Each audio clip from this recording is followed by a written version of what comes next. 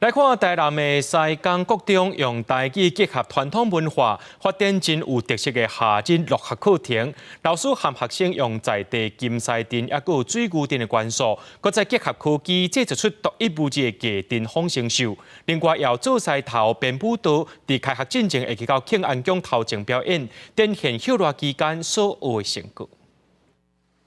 顶头定定伫表舞拢看会到，毋过大家敢有看过家庭丰盛秀呢？这代是西港国中的学生伫咧休热时所做的成果，因用西港在地传统家庭金丝灯甲水牛灯结合现代科技，做出精美的机器。规制作对头到尾拢是学生的创意。 先用黏土捏出因对传统顶头印象，形体做好了后，佮甲固定伫咧机器模型顶头，大家拢真认真，拼说要做出独一无二的作品。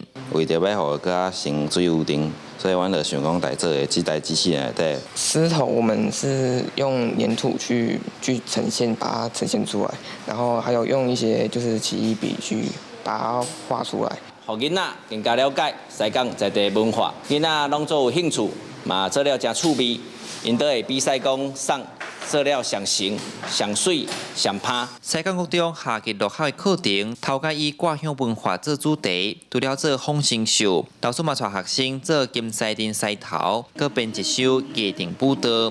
伫咧要开学进前，引起西港挂乡的起源地庆安宫，甲时代交流，分享成果。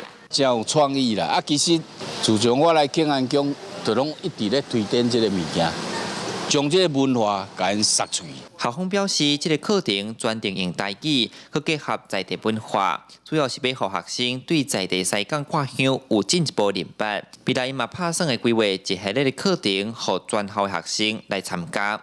记者李新武台南采访报道。